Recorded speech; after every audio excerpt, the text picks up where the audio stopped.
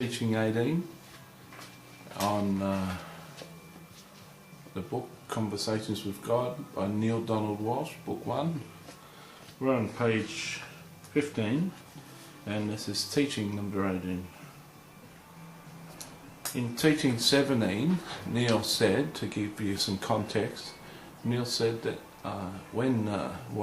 it goes back to about 13, teaching 13. Neale's making an argument, Neale's God's making an argument that there are no consequences to right and wrong decisions, that the God, the Creator, allows you to get to your destiny and live your life's purpose regardless of the bad decisions that you make.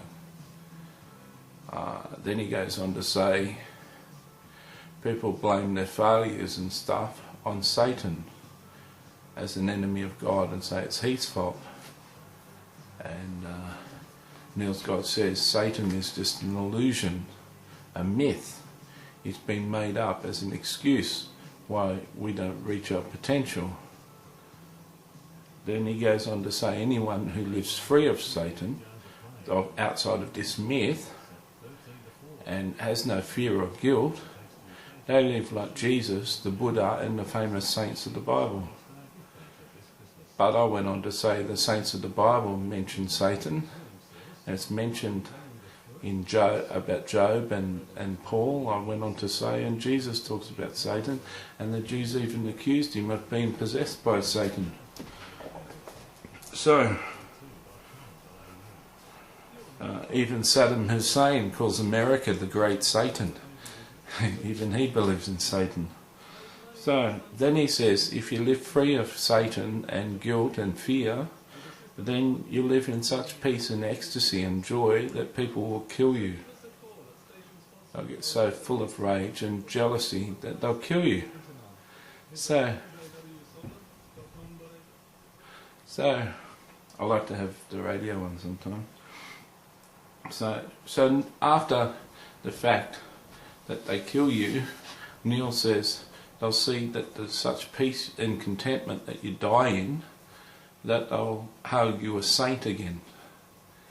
And Neale says, but why? Why do we do that? And Neale Donald Walsch's God says, all human actions are motivated by their deepest level, by two emotions, fear or love. In truth, there are only two emotions, only two words in the language of the soul. These are the opposite ends of the great polarity which I created when I produced the universe and your world as you know it today. Okay, now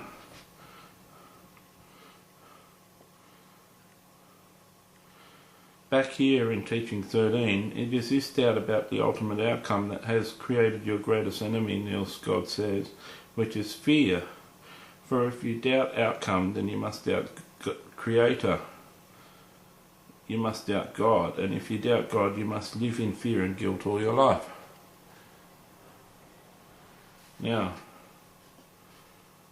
God is saying He created fear. Right? These are the two opposites, fear and love. These are the two opposite ends of the great polarity which I created when I produced the universe and your world as you know it today. Do you know what I think?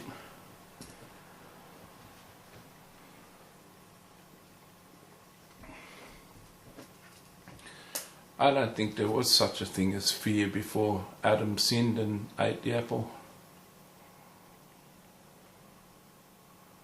I think the fear came from doubting God was telling the truth. When the serpent said, he's not telling you the truth, you won't die.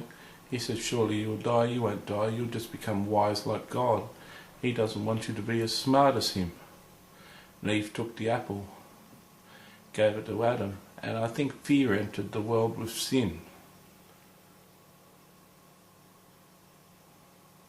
So essentially, I don't think God created fear. I think He created the choice between good and evil. We chose evil, so we got fear too. That's what I think. But I could be wrong. I welcome your comments and YouTube video comments to slam me down. Okay. Fear and love.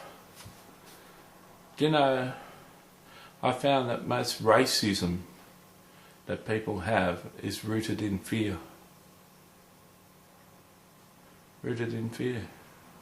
They fear the unknown. People fear the unknown. That's why movies about the great end of the world are so popular, make good blockbusters.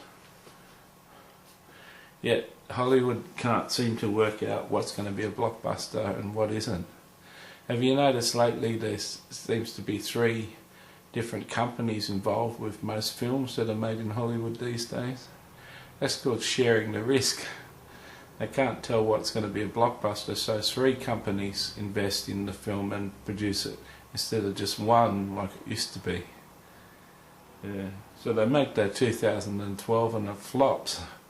People say, oh, it was no good. But we live in fear, you know. Why are the papers full of bad news? Because they play to our fears and our worries and our concerns. There's not much good news in the papers, mostly bad news. Makes us feel better. If the world was motivated by love, people wouldn't be starving. Not nearly as many problems would be in the world. Jesus said he's got 2 great commands. Love God with all your heart, mind and soul, and love your neighbour as yourself. Jesus went on and said, as I have loved you, you love one another. By this shall all men know that you are my disciples, if you have love for one another. Now sadly, the church has 37,000 different denominations now. There's a lot of love lost between different denominations in the church. A lot of anger, a lot of fights, a lot of infighting, a lot of arguments among Christians. Jesus says, love one another.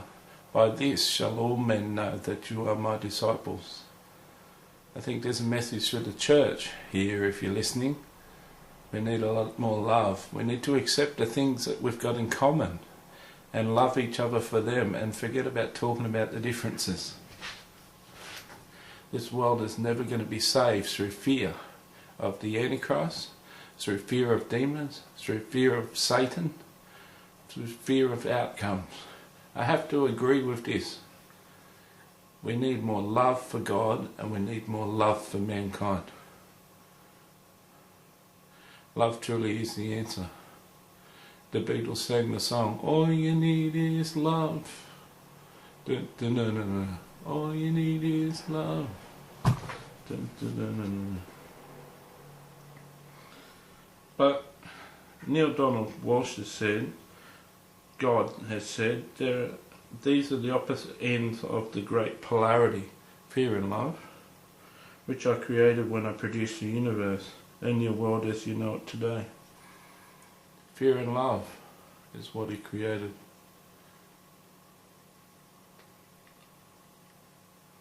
I don't believe he created fear. But I could be wrong, like I said. Okay, that's enough for teaching 18. Now I've done at between 3 AM and 4 AM in the morning when it's most quiet. I've done an hour's worth of teaching.